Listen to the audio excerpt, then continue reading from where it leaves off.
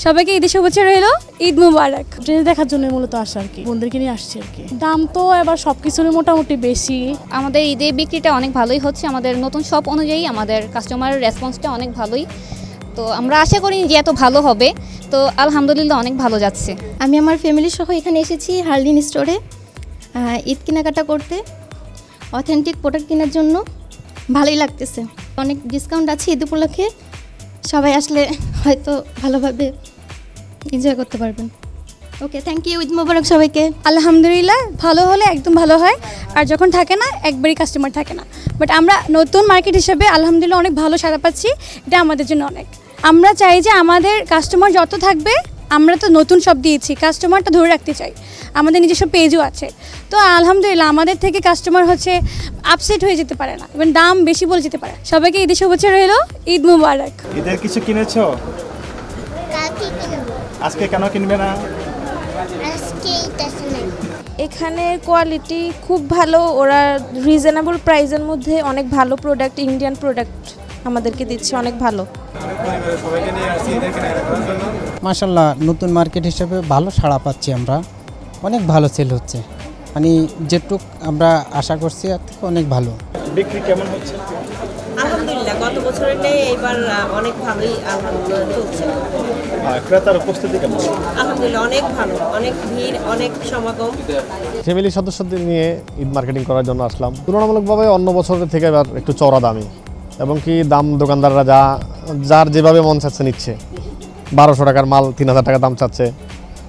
আবার এগুলো পুরুষরা সম্ভব না, মহিলারা আবার সম্ভব, 3000 টাকা মালটা 300 টাকা বলা পুরুষের দ্বারা সম্ভব হচ্ছে না। এই জন্য আমরা পুরুষরাই বেশি ঠকি, সব দিকেই মার্কেটিং করতে যাই আমরা ঠকি অলরেডি। ঈদ উপলক্ষে অনেক ডিসকাউন্ট চলছে, সবাই খুব সুন্দর হাসিমুখে পরিবেশে সবাই কিনতে পারতেছে, এটাই আলহামদুলিল্লাহ আমাদের জন্য।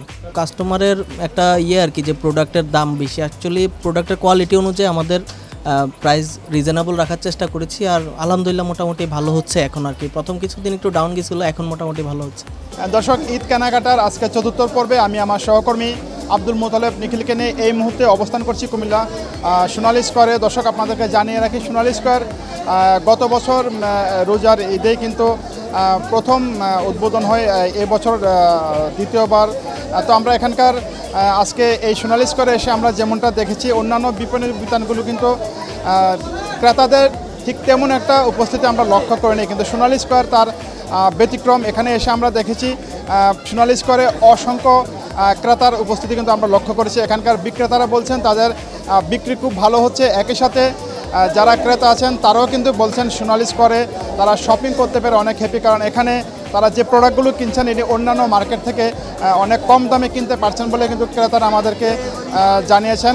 এখানে দেশি বিদেশে বিভিন্ন ব্র্যান্ডের পোশাক কিন্তু আপনি আসলে পেয়ে যাবেন, এবং অনেকটা কম দামে পাবেন, যেমনটা আমরা ক্রেতাদের কাছ থেকে জেনেছি। পুরস্কার হিসাবে এখানে অনেক আকর্ষণীয় জিনিস রয়েছে, যেটা ঈদের পর পরে ড্র হবে, এবং যাদের নাম আসবে তারা সে পুরস্কারগুলো গ্রহণ করতে পারবেন, এমনটাই কিন্তু কর্তৃপক্ষ আমাদেরকে জানিয়েছে।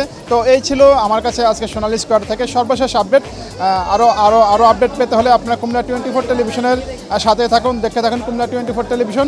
লাইক, কমেন্টস এবং শেয়ার করে থাকুন কুমিল্লা 24 টেলিভিশনের সাথে। এতক্ষণ সঙ্গে থাকার জন্য সবাইকে অসংখ্য ধন্যবাদ।